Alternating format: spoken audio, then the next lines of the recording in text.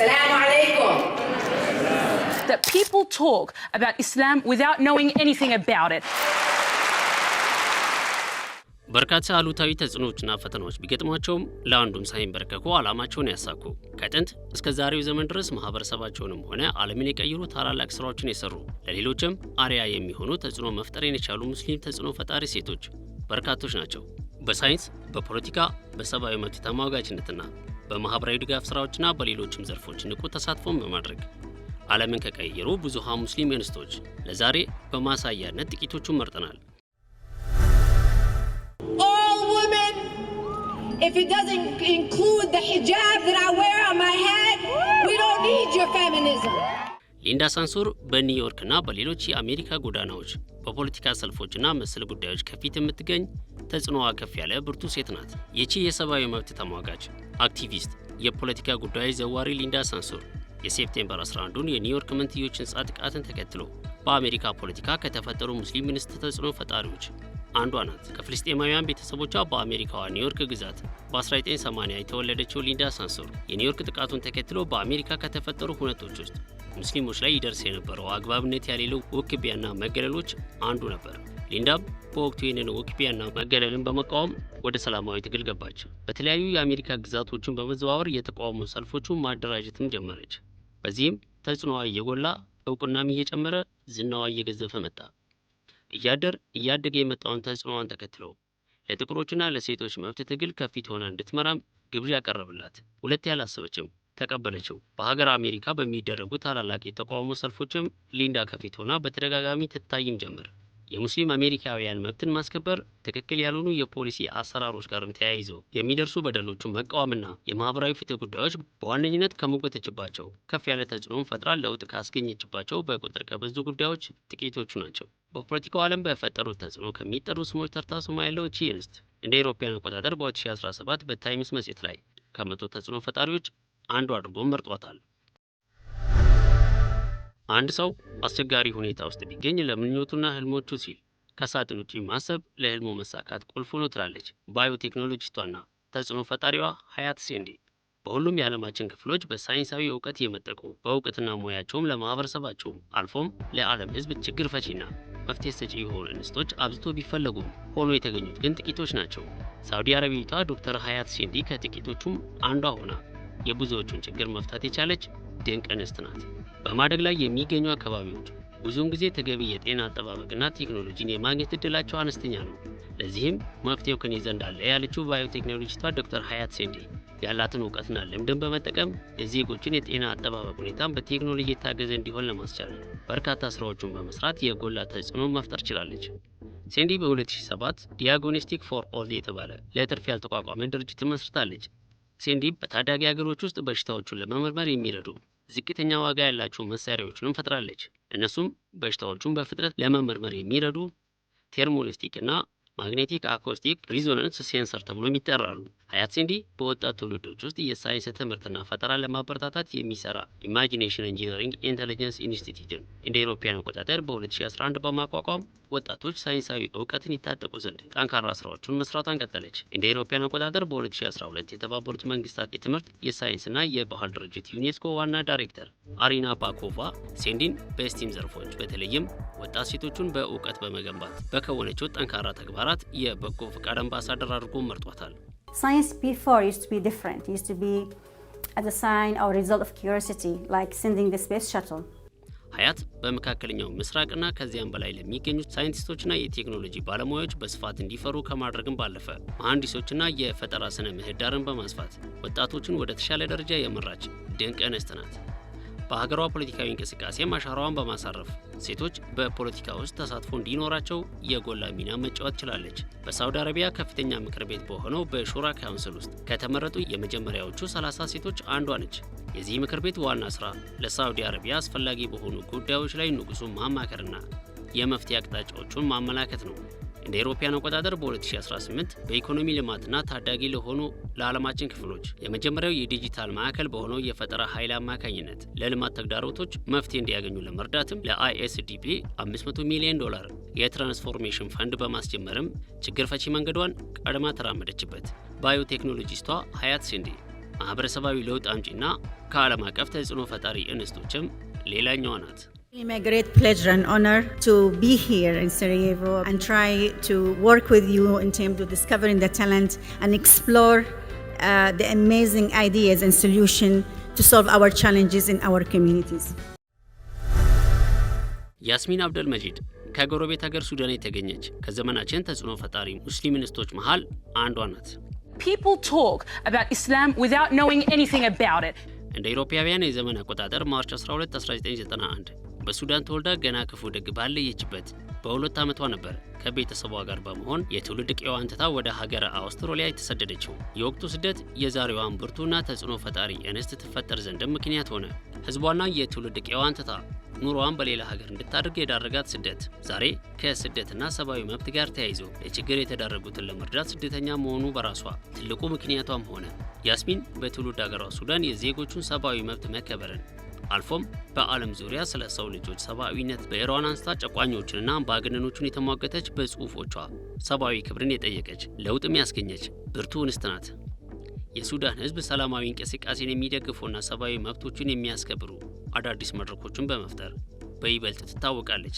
ያስሚን በበጎ አድራጎት ስራዎቿ በሱዳንና ሌሎች ሀገራትን በጦርነትና መሰል ምክንያቶች ለችግር የተዳረጉ ዜጎች ከገጠማቸው ችግሮች ይላቀቁ ዘንድ በሰራችው ስራና ሌሎችም ለእርዳታ እጃቸውን እንዲዘርጉ በማስተባበር በሰራችው ስራ የብዙዎች ልብ ውስጥ መግባት የቻለችና ምስጉ የሆነችም ሴት ናት። የያስሚን የበጎ አድራጎት ስራ በስፍራና ሁኔታዎች የሚገደብ አልነበረም። በሀገር አውስትራሊያ ገና የሁለተኛ ደረጃ ተማሪ ሳለች ከሁለት መሰሎቿ ጋር በመሆን በ2007 YWB በሚል ቃል የሚጠራውን ድንበር የለሽ የወጣቶች ማህበርን በመመስረት በተደራጀና በተጠናከረ መልኩ ማህበራዊ አገልግሎትና የእርዳታ ስራዎችን ከውናለች። ይህን ድንበር የለሽ የወጣቶች ማህበርን ከ2017 እስከ 2016 በሊቀመንበርነት መርታለች። በዚህ ተግባሯም በ2007 የዓመቱ ምርጥ ወጣት ሙስሊም ተብላም ተመርጣለች።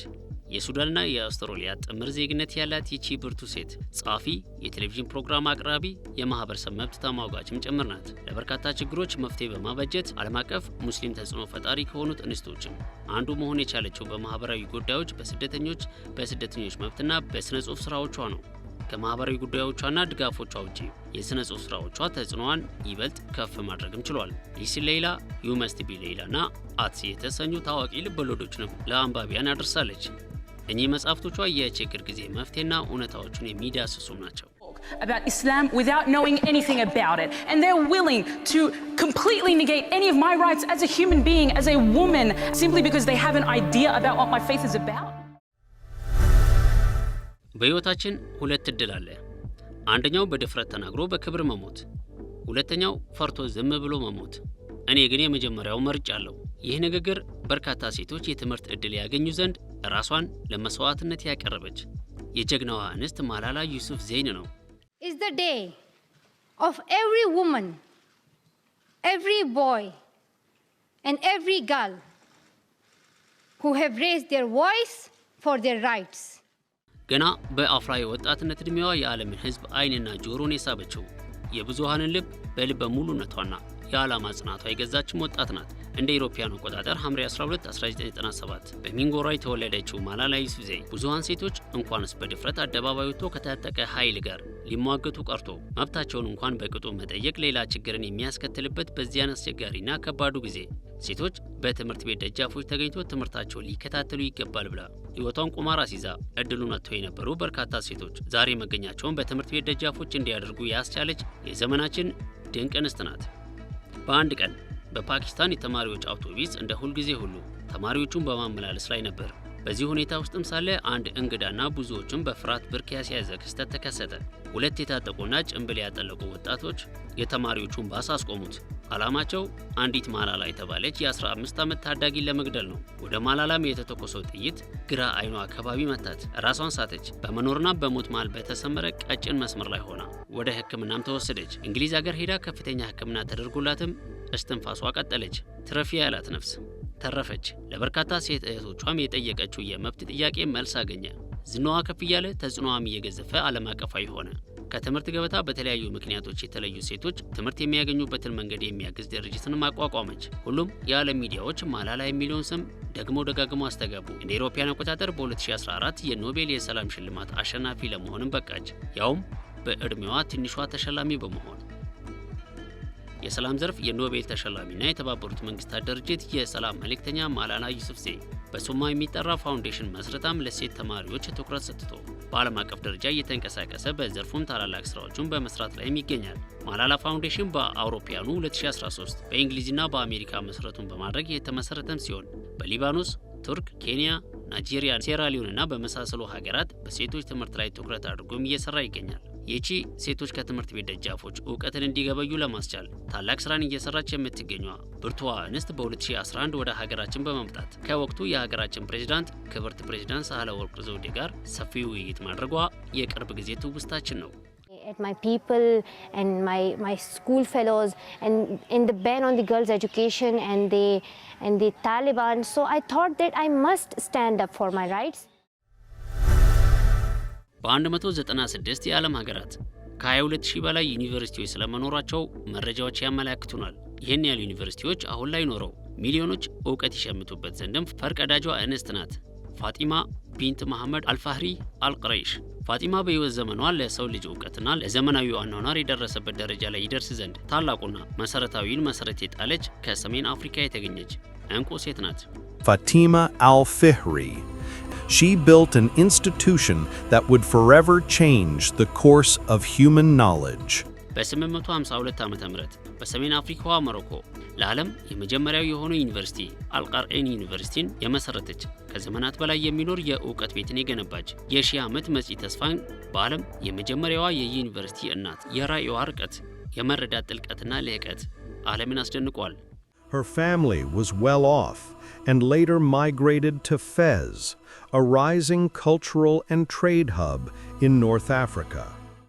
ቤተሰቦቿ ከአረብ ነጋዴዎች መካከል በቀዳሚነት ይጠቀሳሉ። አባቷ ለትምህርት ትልቅ ቦታን የሚሰጡ ታላቅ ሰው እንደነበሩም ይነገራል። በ9ኛው ክፍለ ዘመን የኖረች ይቺ የአረብ ሙስሊም ሴት በበጎ ተግባሮቿና ለሴቶችና ታዳጊዎች በምታሳየው ልዩ ትኩረትም ኡሙ አልበኒ ወይንም የልጆች እናት በሚል ቅጽል ስምም ተሰጥቷታል። ፋጢማ አልፊህሪ እንደ አባቷ ሁሉ ለትምህርት ትልቅ ቦታን የምትሰጥ ሴቶች በእውቀት ጎልብቶ ማደግ እንዳለባቸው በማመንም እምነቷን በተግባር ላይ ያዋለች ቀዳሚዋ ሙስሊም ሴት መሆኗ ስራዎቿ ሕያው ምስክር ናቸው። ኡሙ አልበኒ በወቅቱ ከእህቷ መርየም ጋር በመሆን የወረሰችውን የአባቷን ሀብት ለግል ጥቅም ከመዋል ይልቅ ንብረቱን ለበጎ አድራጎት ለማዋልም በመወሰን እንደ አውሮፓውያን አቆጣጠር በ859 ዓመተ ምህረት ወይንም በ245 ዓመቱል ሂጅራ የአልቀርዌይን መስጊድ ገነባች። ኋላ ላይ ከመስጊድነትና ከትምህርት ማዕከልነት ባለፈ ወደ ዩኒቨርሲቲነት በማደግም ዛሬ ድረስ ታዋቂ ከሆኑ ዩኒቨርሲቲዎች እኩል የትምህርት አገልግሎት ይሰጥበታል። ተቋሙ ጥንታዊ ዩኒቨርሲቲ የዓለም ቅርስ በሚልም በዩኔስኮ በቅርስነት ተመዝግቦም ይገኛል። ዩኒቨርሲቲው በአሁኑ ጊዜም እንደ ሂሳብ፣ ስነፈለክ፣ ሕክምና፣ ፍልስፍናና ሌሎች የትምህርት ዘርፎችን የሚያስተምር ሲሆን ዩኒቨርሲቲው ከተለያዩ የሃይማኖትና የማህበረሰብ ዳራ የተወጣጡ ሰዎችን ተቀብሎ በማስተማርም ብዙ ታዋቂ ምሁራንና ሳይንቲስቶችን ያፈራ ታሪካዊ ተቋም ነው። A place where history, culture and faith converge to inspire generations. ፋጢማ ይህ ጥረቷ በሴቶች ትምህርት በሳይንስና በሃይማኖት መከባበር ላይ ትልቅ አሻራን ጥላ እንድታልፍም አድርጓታል። ፋጢማ አልፊህሪ በታሪክ ተቋማዊና ምሳሌያዊ ተጽዕኖ ፈጣሪ ናት። በ859 ዓመተ ምህረት የመሰረተችው አልቀርዌይን ለተቋማዊ ተጽዕኖ ማሳያም ሲሆን የወቅፍ ወይንም የእስልምና በጎ አድራጎት ስራዋንም የግል ሀብቷንም ለትምህርት በማዋል እውቀት የእምነት አካል ነው የሚለውን የእስልምና እሴት ማሳየቷ ለብዙዎችም ምሳሌ እንድትሆንም አስችሏታል። ከዘመናት በላይ የሚኖር የእውቀት ቤትን የገነባች የሺህ ዓመት መጻኢ ተስፋን ቀርጻ የዓለም የዩኒቨርሲቲዎች እናት በመባልም ትታወቃለች። ፋጢማ ቢንት መሐመድ አልፊህሪ።